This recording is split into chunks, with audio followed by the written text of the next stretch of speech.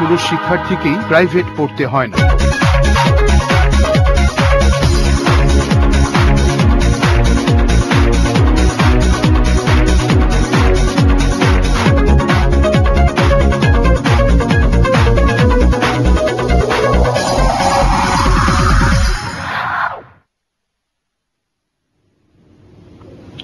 প্রিয় দর্শক, আসসালামু আলাইকুম। শুরু হলো বিএসবি ক্যামব্রিয়ান টেলিপ্রেসক্রিপশন। আপনারা জানেন যে বিএসবি ক্যামব্রিয়ান টেলিপ্রেসক্রিপশন চ্যানেলের একটি সরাসরি টেলিফোন অনুষ্ঠান। এই অনুষ্ঠানে আমরা স্বাস্থ্য ও চিকিৎসা বিষয়ে বিভিন্ন প্রসঙ্গ নিয়ে আলোচনা করে থাকি, সেই সঙ্গে টেলিফোনে প্রাপ্ত আপনাদের বিভিন্ন জিজ্ঞাসার জবাব দেওয়ার চেষ্টা করে থাকি সরাসরি এই অনুষ্ঠান থেকেই। দর্শক, আজকে আমরা নাক, কান এবং গলার বিভিন্ন রোগ নিয়ে কথা বলবো। আজকে এ বিষয়ে আপনাদের বিভিন্ন প্রশ্নের উত্তর দেওয়ার জন্য এবং আলোচনায় অংশ নেওয়ার জন্য উপস্থিত আছেন ঢাকা মেডিকেল কলেজ ও হাসপাতালের নাক, কান, গলা বিভাগের প্রধান অধ্যাপক ডাক্তার এফ মহিউদ্দিন খান। আসুন পরিচিত হই। প্রফেসর মহিউদ্দিন খান, আপনাকে চ্যানেলে স্বাগতম। আপনাদেরকে স্বাগতম, দর্শকদেরকে স্বাগতম, অভিনন্দন। দর্শক, আগেই বলেছি আমাদের অনুষ্ঠানটি সরাসরি সম্প্রচারিত হচ্ছে। অনুষ্ঠান টেলিফোনের মাধ্যমে আপনি অংশ নিতে পারেন। ইতিমধ্যে হয়তো টিভি স্ক্রিনে আপনারা সেই নাম্বারগুলো দেখতে পাচ্ছেন, যে নাম্বারগুলোতে ফোন করবেন। আপনাদের ফোনের অপেক্ষা রইলাম। ততক্ষণে আমরা আজকের বিষয়ে কিছুটা আলোচনা করছি। স্যার, আপনার কাছে প্রথমে জানতে চাইবো যে নাক, কান, গলার বিভিন্ন রোগ আছে, তো এখন যে ঋতু চলছে, বর্ষা ঋতু, এই সময় আসলে নাক, কান, গলার কি ধরনের সমস্যা বেশি হচ্ছে? এই সময় যে সমস্যাগুলো হচ্ছে, আমি যদি ভাগ করে নিই, আলাদা করে ভাগ করে নিই, গলাতে যেটা হচ্ছে সাধারণ কমন মানুষ বলছে আমার গলা ব্যথা, এবং সেটা ব্যথাটা গলার যে আমাদের ছোটখাটো অঙ্গগুলো আছে, যে টনসিল, গলনালী, এদের মধ্যে একটা প্রদাহ, এটা একটা কমন জিনিস। কানের মধ্যে গিয়ে কানে যেটা হচ্ছে সেটা হচ্ছে এই যে সময় ছত্রাকটাই বেশি হচ্ছে কানে ছত্রাক জমতেছে। তারপর কানে ব্যথা হচ্ছে তাদের। নাকের যেগুলো আসছে সেগুলোর মধ্যে রাইনাইটিস বা সর্দি, কমন কোল্ড যেখান থেকে যেগুলোকে আমরা বলি, সেগুলো নাকের থেকে সর্দি পড়া, নাক দিয়ে ডিসচার্জ আসা, সাইনাসের প্রবলেম হওয়া, ব্যথা হওয়া, এই সব জিনিসগুলো কমন জিনিসগুলো আসছে।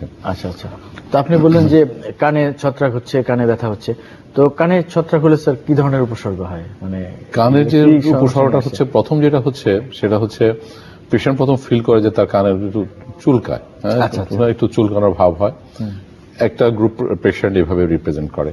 আবার একটা গ্রুপ অফ পেশেন্ট যেটা বলে সেটা বলে যে তাদের কানটা বন্ধ হয়ে আছে, তবদা ধরে আছে।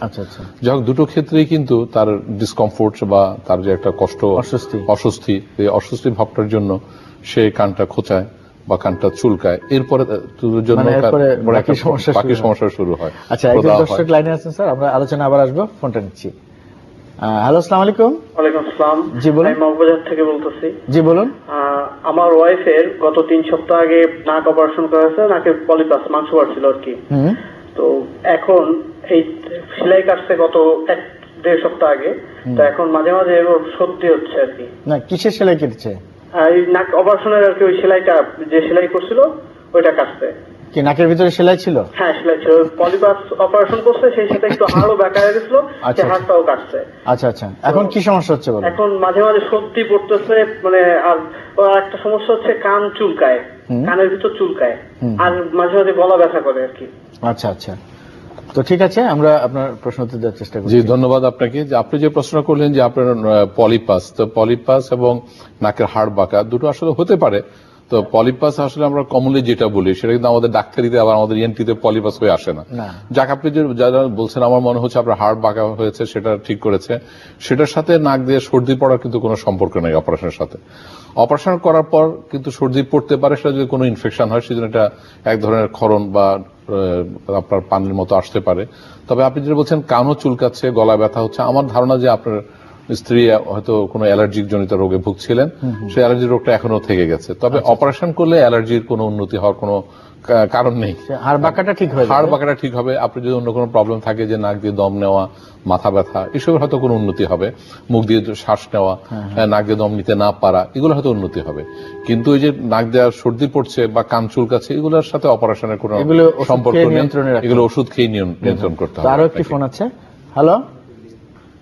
হ্যাঁ, জি, আসসালামু আলাইকুম।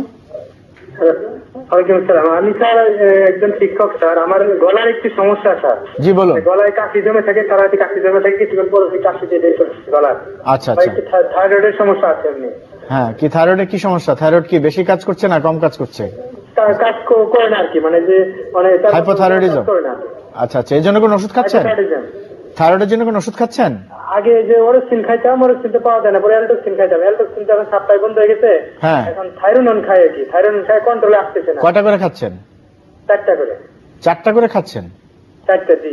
আচ্ছা আচ্ছা। আপনার এই সমস্যা কবে থেকে, থাইরয়েডের সমস্যা? 2005 সাল থেকে। আচ্ছা আচ্ছা। এখন গলায় কফ জমে থাকে, নাক বন্ধ থাকে? নাক বন্ধ থাকে না, শুধু গলাটা জমে থাকে, কাশি কিছুক্ষণ পর আটকে যায়। আচ্ছা আচ্ছা। বারবার বের করতে হয়, গলা পরিষ্কার করতে হয়? জি। আচ্ছা আচ্ছা। আর এমনি শরীরটা খুব ইয়ে লাগে, দুর্বল লাগে মাঝে মধ্যে। যে মাঝে মধ্যে এখন জিভ ভাই একটু হালকা ফাটার মধ্যে দেখা যায় আর কি। আচ্ছা আচ্ছা। আপনার কি শরীরে ওজন বেড়ে যাচ্ছে কিনা, শরীরে পানি আসছে, এরকম কিছু আছে? ওজন না, পানি আসছে না, ওজন বেড়ে না, ওজনটা ঠিকই আছে মোটামুটি, কিন্তু শরীরটা খারাপ লাগে, দুর্বল লাগে আর কি, ঘুম ঘুম পায় আর কি। আচ্ছা ঠিক আছে। আপনি আসলে যে কথা বলেন থাইরয়েডের প্রবলেম, থাইরয়েডে আপনার ঘুম ঘুম ভাব লাগতে পারে, হাইপোথাইরয়েড হলে আপনাকে দুর্বল লাগতে পারে, সবই ঠিক আছে। তো আমার মনে হচ্ছে যে আপনি যে ওষুধগুলোর নাম বলছেন সেগুলো সবগুলো কিন্তু একই ওষুধ, ভিন্ন ভিন্ন নামে। তো আপনি একজন যার সাথে চিকিৎসা নিচ্ছেন হাইপোথাইরয়েডের ব্যাপারে, তার সাথে আবার যোগাযোগ করেন।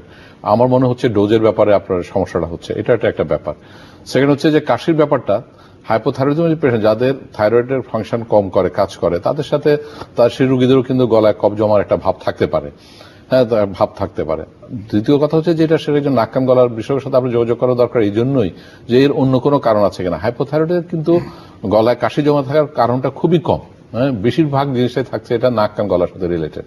নাকে কোনো সমস্যা আছে কিনা বা গলায় কোনো সমস্যা আছে কিনা, এটা আমার মনে হয় আপনার দেখা উচিত। আরেকটা সমস্যা হচ্ছে আপনার গ্যাস হয় কিনা।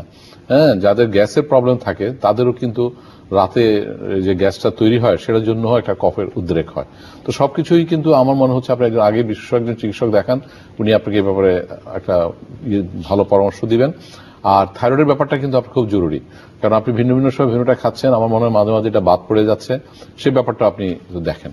তো দুটো আপনার জন্য, একটা হচ্ছে আপনি যে থাইরয়েড যিনি চিকিৎসা করছেন তার সাথে কথা বলেন, আর একজন নাক কান গলার বিশেষজ্ঞের সাথে কথা বলেন। আচ্ছা স্যার, এই যে কানে ফাঙ্গাসের কথা বলছিলাম, যদি এরকম চুলকায়, ব্যথা করে, এক্ষেত্রে চিকিৎসাটা কি, মানে কি ধরনের? আসলে এটা চিকিৎসা হচ্ছে অবশ্যই একজন বিশেষজ্ঞ চিকিৎসকের কাছে যেতে হবে।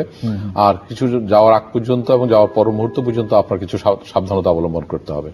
প্রথম কথা হচ্ছে ছত্রাকটা তো জন্মায় স্যাঁতস্যাঁতে জায়গায়, আর আমাদের কানটা কিন্তু এমন একটা ব্লাইন্ড ট্র্যাক্টের মতো যে ওখানে এটা কোনো পানি জমলে এটা স্যাঁতস্যাঁতে হয়ে যায়। তো ছত্রাক কিন্তু স্যাঁতস্যাঁতে জায়গায় বেশি জমে। তাহলে প্রথম খেয়াল রাখতে হবে যেন আপনার কানে কোনো পানি না ঢুকে, এটা একটা খেয়াল রাখতে হবে। দ্বিতীয়ত যে জিনিসটা সেটা হচ্ছে যে চুলকানো যাবে না, কারণ চুলকানো যাবে না এই জন্যই যে আপনি এটার জন্য ছত্রাকের চেয়ে আপনি আরেকটা রোগের দিকে চলে যেতে পারে, চুলকানোর কারণে আরেকটা ঝামেলা হবে। আরেকটা হচ্ছে এক কানে আপনি চুলকাচ্ছেন, অনেকে আমরা করি কি ওই কানটা চুলকায় অন্য কানে চুলকাই, তাতে কি হচ্ছে ছত্রাকটাকে আপনি এক কান থেকে আরেক কানে পাঠিয়ে দিচ্ছেন, সেই ক্ষেত্রেও কিন্তু আরো ঝামেলা। তো এটা হচ্ছে আপনার দিক থেকে প্রিকশন। আর ডাক্তারিতে আমরা কিছু ওষুধ ব্যবহার করি, যে সে ওষুধগুলো নিতে হয়। সবচেয়ে বড় ইম্পর্টেন্ট যেটা, একজন ডাক্তার কাছে যেতেই হবে ওষুধ খাওয়ার চেয়ে যে ছত্রাকের যে বিস্তারটা আছে ওকে রোধ করার জন্য কিছু ওষুধ ব্যবহার করতে হবে, আর ওই জিনিসটাকে বের করে ফেলতে হবে। একজন দর্শক লাইনে আছেন, ফোনটা নেই। হ্যালো, আচ্ছা লাইনটা কেটে গেছে। তো এটা হলো ছত্রাকের বিষয়। আর গলা ব্যথা যখন হচ্ছে এখন এই সময়, তো এই সময় গলা ব্যথার মূল কারণগুলো কি? আমরা তো জানি যে টনসিলের একটা বিরাট বিষয়, এটাই সবচেয়ে বিরাট একটা বিষয়। তারপরে যে আমরা ফ্যারিংস বলি বা গলনালী যেটাকে বলি, ফ্যারিঞ্জাইটিস, সেটাতে একটা প্রবলেম থাকতে পারে। ইভেন আপনার গলা ব্যথার জন্য আমার ওই পাশে যতগুলো জিনিস, আমার জিভের পিছনে যদি কোনো ঘা হয় সেখানের জন্য প্রবলেম হতে পারে। আচ্ছা, এইসব নানা কারণে। এগুলি কি স্যার সবসময় কি যে জীবাণু ঘটিত, না পরিবেশের কারণে হয়? যে এখন ঠান্ডা, না, সবসময় জীবাণু ঘটিত না, ঠান্ডার জন্য হতে পারে। অ্যাকচুয়ালি ভাইরাসটা ম্যাক্সিমাম ক্ষেত্রে ভাইরাস এটার জন্য বেশি কারণ থাকে। আচ্ছা, মানে ব্যাকটেরিয়াটা কম থাকে, ভাইরাস জনিত কারণই বেশি, ভাইরাস জনিত কারণটাই বেশি। আর যখন সিজন চেঞ্জ হয় বডিতে, এটার আবার একটা কিছু নির্ভর করে মানুষের বডির ক্ষমতা, রোগ প্রতিরোধ ক্ষমতাটা, এটা একটা বিরাট ফ্যাক্টর। দেখা যাচ্ছে যে একই পরিবেশে 5 জন লোক আছেন, তার মধ্যে 4 জনেই ওটা কভার করতে হবে, কিছু হচ্ছে না, আরেকজনের অবস্থা খুবই খারাপ হচ্ছে, অথবা একজন খুব বেশি হচ্ছে, আরেকজনের কম হচ্ছে, আরেকজনের হচ্ছে না। 3টার মধ্যে পার্থক্যটা কিন্তু ওখানে, রোগ প্রতিরোধটা একটা বিরাট ফ্যাক্টর, কার রোগ প্রতিরোধ ক্ষমতা বেশি। আরো একজন দর্শক লাইনে আছেন। হ্যালো, হ্যাঁ, আসসালামু আলাইকুম স্যার। ওয়ালাইকুম আসসালাম, বলুন স্যার। আমি ফেরি থেকে বলছি স্যার। জি বলুন। টেলিভিশনের ভলিউমটা কমিয়ে দিন। প্রায় 10 বছর আগে থেকে নাকের সর্দি বাইরে, তো তারপর স্যার এক্সরে ডাক্তার বলছিল, ডাক্তার দেখাচ্ছিলাম, এক্সরে করার জন্য বলছিল, নাকের হাড্ডি একটু বাঁকা হয়ে গেছে, আর সবসময় পানি বাইরে, আর আপনার বর্ষা আসলে বা শীতকাল আসলে নাকের মধ্যখানে ব্যথা ব্যথা করে, তারপর কপাল ব্যথা করে, একটু সমস্যা কি, এখন এটা কি করা যাচ্ছে? নাকটা বন্ধ তো থাকে, নাকটা বন্ধ থাকে না, নাক বন্ধ থাকে কিনা? হ্যাঁ, মাঝে মধ্যে সবসময় নাক দোনো ছিদ্র বন্ধ হয়ে থাকে, অনেক সময় একটা ছিদ্র বন্ধ থাকে, অনেক সময় একটা আচ্ছা আচ্ছা খোলা থাকে। আপনার বয়স কত এখন? বয়স স্যার 30 বছর। 30 বছর। হ্যাঁ, আপনি আসলে যে কথাটা বললেন, আমার মনে হচ্ছে যে আপনি নাক যে বাঁকা থাকে, আপনি বলছেন হাড় বাঁকা বা এক্সরে করার পরে, আপনার কথাতে মনে হচ্ছে যে আপনি যে রোগে ভুগছেন সেটা হচ্ছে অ্যালার্জি। অ্যালার্জিটাই মেন, এবং এটাকে আমাদের ডাক্তারের বিদ্যা আমরা বলি অ্যালার্জিক রাইনাইটিস, নাকের যে প্রদাহ এবং অ্যালার্জি জনিত। এটার কিন্তু আপনার মেন চিকিৎসা যেটা, ওই যে একটা সুন্দর কথা আছে, অ্যালার্জি আল্লাহ কা মর্জি, যে আল্লাহর উপরে ভরসা করে থাকতে হবে। তার সাথে সাথে আপনাকে কিছু প্রিকশন নিতে হবে, ডাক্তারের কাছে যেতে হবে। এই জন্য যেতে হবে যে এখান থেকে কিন্তু আমাদের আলটিমেটলি পরের পর্যায়ে কিন্তু আমরা অ্যাজমার দিকে চলে যাই, যদি অ্যালার্জিটা আরো জটিলতা, নানা রকম জটিলতা দেখা যায়। এখন একটা জটিলতা আপনি ভুগছেন, আপনি বলছেন যে মাথা ব্যথা করে, এই মাথাটা কিন্তু অ্যালার্জি থেকে আপনার সাইনাস গুলো ব্লক হয়ে যায়, ব্লক হয়ে গেলে আপনার যে প্রদাহ গুলো হয়, প্রদাহ থেকে আপনি মানে অ্যালার্জিটা নিয়মিতভাবে নিয়ন্ত্রণে না রাখার জন্য এটা একদম জরুরি আপনার জন্য হয়ে গেল। আর এটা যে নাক দিয়ে সূর্য পড়ছে, এটার জন্য অবশ্যই আপনি একজন নাক কান গলার বিশেষজ্ঞের সাথে যোগাযোগ করতে হবে, উনি আপনার অ্যালার্জিটা বন্ধ করার ব্যবস্থা করবেন। আর আপনি কিছু নিয়ম কানুন মেনে চলবেন, কিসে কিসে আপনার এটা বাড়ে, ধুলাবালিতে গেলে বাড়ে সেটাকে অ্যাভয়েড করতে হবে, কোনো খাওয়া খেলে বাড়ে সেটা অ্যাভয়েড করতে হবে। অনেক সময় দেখা যাচ্ছে যে কেউ পুরনো বই, কাপড় চোপড় আলমিরা খুললো, তার পুরনো জিনিস ঘাটলো, তখন হচ্ছে। সোজা কথা, আপনি ডাক্তারের অর্ধেক করে ফেলতে পারবেন, কিসে আপনার বাড়ে সেটা থেকে আপনাকে দূরে থাকতে হবে। আর আপনাকে একজন ডক্টরের কাছে যেতে হবে, উনি আপনাকে এই ব্যাপারে বলবেন। আর আপনি যে নাকের হাড় বাঁকা বলছেন, সেটার সাথে কিন্তু আপনি যদি আপনার শল্য চিকিৎসা লাগতে পারে যদি নাকটা বন্ধ থাকে, কিন্তু সেটার সাথে আপনি জেনে নেবেন সেটার সাথে কিন্তু আপনার নাকে পানি পড়ার ওটার কোনো উন্নতি হবে না, সেটা আলাদা, দুটো আলাদা রোগ আপনার।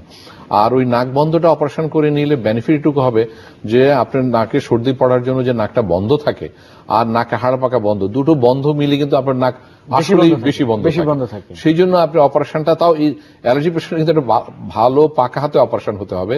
তিনি যদি আবার বেশি কেটে ফেলেন বা করেন, তখন কিন্তু আপনার অনেক জায়গা হবে ঠিকই, কিন্তু আপনার নাকটা বন্ধই থেকে যাবে, সেটাও একটা বিরাট ব্যাপার। সুতরাং অ্যালার্জি পেশেন্টের অপারেশনের ব্যাপারে খুব ধীরে ভেবে চিনতে ভালো একজন সার্জন দিয়ে করা উচিত, আপনার যদি করতে হয়, যদি নাক বন্ধ। আর যদি আপনি দেখেন যে না, নাক বন্ধর চেয়ে আপনার অ্যালার্জির প্রবলেমটা বেশি, তবে অবশ্যই আমি বলবো যে না, অপারেশনে না গিয়ে আপনাকে অ্যালার্জি ট্রিটমেন্টটাকে আগে করতে হবে।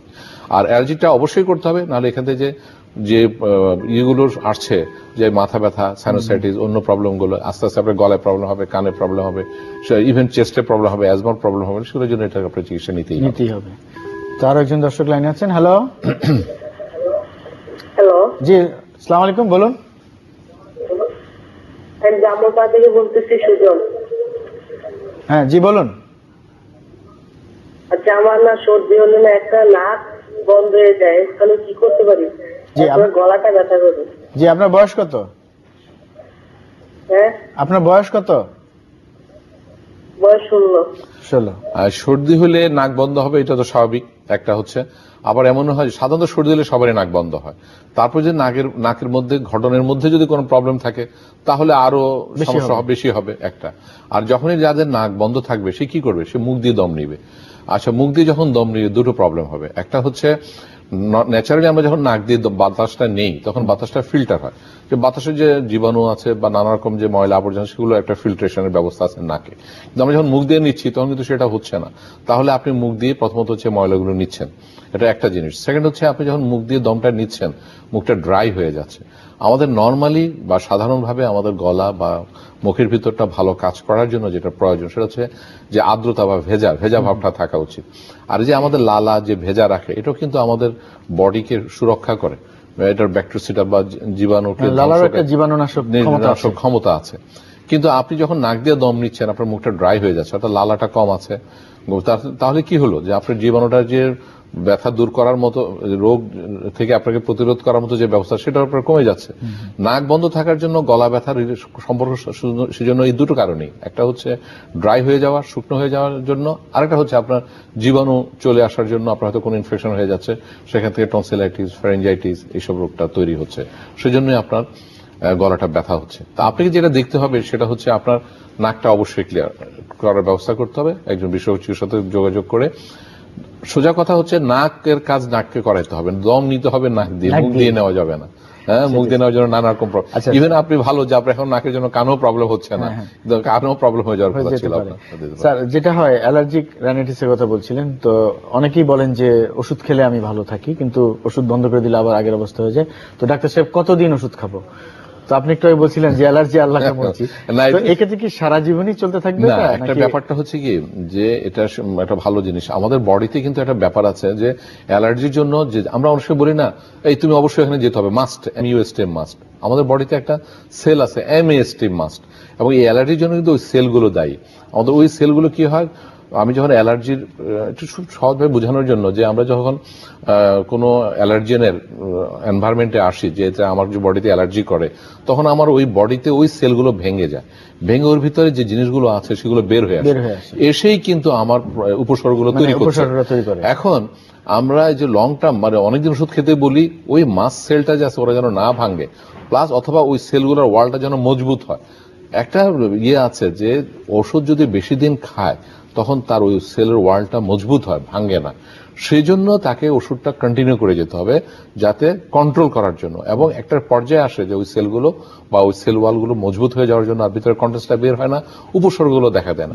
আমাদের অনেকে বলে যে আমি এই ট্যাবলেটটা খেলে আমার এটা বন্ধ থাকে, তার মানে উপসর্গটা বন্ধ থাকে, কিন্তু যে কারণে তৈরি হচ্ছে সে মূল চিকিৎসাটা যদি নেওয়া হয়, অনেকে কিন্তু ওষুধ খাওয়ার পর অনেকদিন খাওয়ার পরে বন্ধ থাকার পরে আবার সে অনেকদিনই ভালো থাকে, অনেকদিনে ভালো থাকে। তো এটা একটা কথা। আরেকটা কথা হচ্ছে ওষুধটা যখন আমরা শুরু করি তখন অবশ্যই আমাদেরকে তাকে কন্ট্রোল করার জন্য একটা বা দুটো বা তিনটে ওষুধ দিয়ে শুরু করি, কিন্তু যখন উনি লং টার্ম বা অনেকদিন ওষুধটা খাচ্ছেন বা খাবেন, সেক্ষেত্রে কিন্তু ওষুধের পরিমাণটা আস্তে আস্তে কমে আসে, এবং একটা সময় কিন্তু আমরা বন্ধ করতে পারি। এবং আমার এক্সপিরিয়েন্স আছে বন্ধ করার পরে পেশেন্ট ভালো আছে, 2-4-5 বছর পর্যন্ত ভালো আছে। সবচেয়ে বড় জিনিসটা হচ্ছে আপনি কি বেশি দিন ওষুধ খেতে হচ্ছে, এটা হচ্ছে বড় কথা। হচ্ছে অ্যালার্জি রাইনাইটিসের জন্য যে ক্ষতিকর দিকটা, সেটা থেকেও তো আপনি মুক্তি পাচ্ছেন। অ্যাজমা, অ্যাটলিস্ট আপনি একটা জিনিসটা চিন্তা করেন যে অ্যালার্জি রাইনাইটিস যে অ্যাজমার যে কারণ, সেই কারণের 2 ভাগ কারণে হচ্ছে কিন্তু এখন অ্যালার্জিক রাইনাইটিস, অ্যালার্জির যে 2 ভাগের সেটা। তো অ্যাটলিস্ট ওখান থেকে তো আপনি প্রতি 3 জনের 2 জন এটা হওয়ার চান্স থাকে। তাহলে আপনি যদি ওষুধটা বেশি দিন খেয়ে যদি একটা রোগ অন্য একটা রোগ থেকে বেঁচে থাকতে পারেন, সেটা আপনার জন্য অবশ্যই ভালো। আচ্ছা, আর সাইনোসাইটিসের মতো রোগ হলে তো আরো ঝামেলা, সারাদিনে মাথা ব্যথা। জি স্যার, আরেকজন লাইনে আছেন। হ্যালো। জি ওয়ালাইকুম আসসালাম। জি বলুন। আমি আশুলিয়া থেকে ইনসান বলছি। আমার এই জিহ্বার গোড়াটা ভার মনে হয়, জি কথা বলতে একটু সমস্যা হয়, অনেক কথা আমি মানে আটকে যাই। আচ্ছা আচ্ছা, আপনার বয়স কত? আমার বয়স 36। আচ্ছা, এখানে আপনি যেটা বলছেন ধার, জিহ্বা কথা বলতে আটকে যায়, এখানে আমাদের ডাক্তারবিদদের দুটো কথা আছে। একটা হচ্ছে আটকে যায় যাদের জিভটা ভারী হয় এবং জিভটা বড় হয়ে যায়। এটা আমরা অনেক সময় পাই যে মুখের ক্যাভিটিটা, তার মুখ গহ্বরটা যত বড়, প্রপোর্শনালি প্রত্যেকটা অঙ্গটাই কিন্তু সেরকম থাকবে, দাঁত, জিভ, হ্যাঁ, এভাবে থাকবে। অনেক সময় দেখা গেল যে মুখ গহ্বরটা তার ছোট, কিন্তু জিভের আকৃতিটা বড়। এটা একটা ব্যাপার। একটা ব্যাপারের জন্য কি দাঁড়াচ্ছে, জিভের মুভমেন্টটা ঠিক মতো করতে পারে না। আরেকটা কথা হচ্ছে অনেক সময় দেখা যাচ্ছে যে দাঁতের অ্যালাইনমেন্টটা, দাঁতটা যেভাবে থাকার কথা সেভাবে না থাকে, দাঁতটা উঁচু নিচু থাকে, সেখানেও একটা প্রবলেম হতে পারে। ধার যেটা আপনি বলছেন সেটা হচ্ছে যদি দাঁত ধারালো হয় তাহলে জিভও ধারালো হয়ে যাবে। তার অর্থটা হচ্ছে ফিলিংসটা, আপনার দাঁতটা ধারালো হওয়ার জন্য জিভটা ঘষা খেয়ে ওখানে ফিলিংসটা, আপনার অনুভূতিটা ধারালো হবে। আর কিছু জিনিস আছে কিছু বডিতে আমাদের ডিফিসিয়েন্সির জন্য, আমার শরীরে অভাবজনিত কারণের জন্য কিন্তু আমার জীব ধারালো হতে পারে। তারপর বডিতে কোনো হরমোনের প্রবলেম, সেক্ষেত্রে কিন্তু বড় হতে পারে, জীব বড় হতে পারে।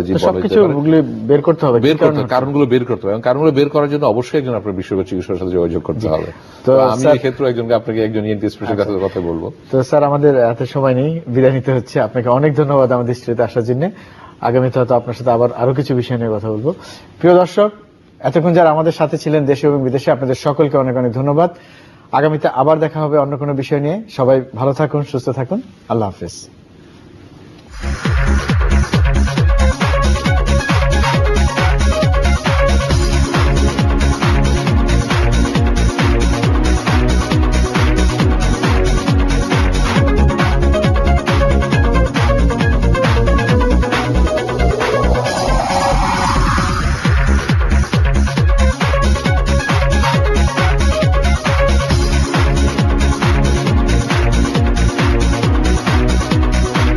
বিএসবি